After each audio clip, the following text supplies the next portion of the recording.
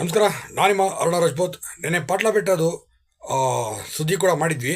ಅಲ್ಲಿ ಸ್ಥಳೀಯ ವಾಹನಗಳಿಗೆ ಹೊರತುಪಡಿಸಿ ಬೇರೆ ವಾಹನಗಳನ್ನ ಎಲ್ಲಾದರೂ ಕೂಡ ಕಡ್ಡಾಯ ನಿಷೇಧ ಮಾಡಲಾಗಿದೆ ಅಂತ ಆ ಬೋರ್ಡಲ್ಲಿತ್ತು. ಆ ಬೋರ್ಡಿನ ಬಗ್ಗೆ ನನಗೆ ಸಿಕ್ಕಾಪಟ್ಟೆ ಡೌಟ್ ಬಂತು. ಅದನ್ನು ಕೂಡ ನಿನ್ನೆ ನಾನು ಪ್ರಶ್ನೆ ಕೂಡ ಮಾಡಿದ್ದೆ. ಸ್ಥಳೀಯ ವಾಹನಗಳಂದರೆ ಯಾವುದು ಮತ್ತೆ ಅದೇ ಪಿಕಪ್ಗಳಿಗೆ ಏನಾದರೂ ಅವಕಾಶ ಮಾಡಿಕೊಡ್ತಿದ್ದೀರಾ? ಪಿಕಪ್ಗೆ ಏನಾದರೂ ಅವಕಾಶ ಮಾಡಿಕೊಟ್ರೆ ಜನಗಳ ಜೀವಕ್ಕೆ ಬೆಲೆಯಲ್ಲಿ ಇಷ್ಟು ತನಕ ನಾವು ಹೇಳ್ತಿರೋದೇನೋ ಅದನ್ನೇ ತಾನೆ ಅಂತ ಹೇಳಿ ಈ ಬಗ್ಗೆ ನಿನ್ನೆ ಸಮರ ಟಿವಿ ಕನ್ನಡದಲ್ಲಿ ಸತತವಾಗಿ ಸುದ್ದಿ ಕೂಡ ಮಾಡಿದ್ವಿ.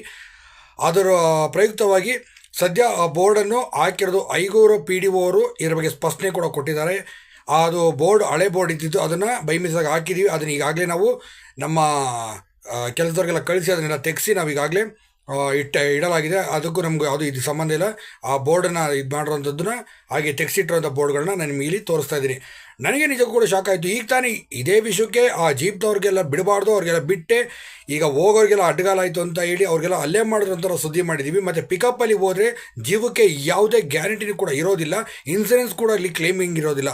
ಇದೇ ಕಾರಣಕ್ಕೆ ಅಂತ ಹೇಳಿದಾಗ ಇಲ್ಲಿ ಸ್ಥಳೀಯ ವಾಹನಗಳು ಹೊರತುಪಡಿಸಿದ ತಕ್ಷಣ ನನಗೆ ಶಾಕ್ ಆಯಿತು. ಇದೇ ಕಾರಣಕ್ಕಾಗಿ ಇದನ್ನು ಸುದ್ದಿ ಮಾಡಿದ್ದು. ಮತ್ತು ಅಲ್ಲಿದ್ದಂಥ ಬೋರ್ಡನ್ನು ಕೂಡಲೇ ಈಗ ತೆರವು ಕೂಡ ಮಾಡಿದ್ದಾರೆ. ಇದು ಸಮರ ಟಿವಿ ಕನ್ನಡ ಸತತ ಹೋರಾಟ ಹಾಗೂ ಸತತ ಪ್ರಸಾರದ ನಂತರ ಇದಕ್ಕೊಂದು ಮುಕ್ತಿ ಸಿಕ್ಕಿದೆ ಅಂತಲೇ ಇಲ್ಲಿ ಹೇಳ್ಬೋದು.